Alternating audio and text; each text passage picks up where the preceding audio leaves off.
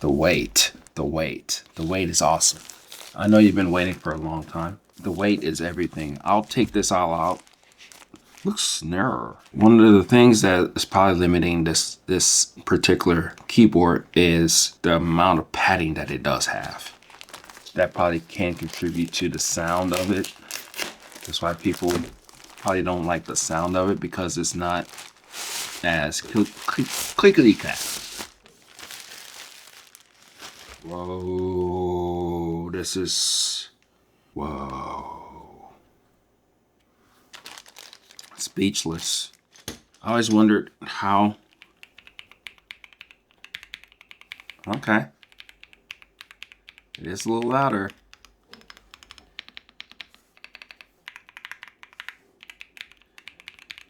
Wow. Doesn't seem as heavy as the other one, which is perfectly fine. But this is ridiculous. Look at this. Look at that. I'm serious. The pictures online and everything, they don't do Keychron justice.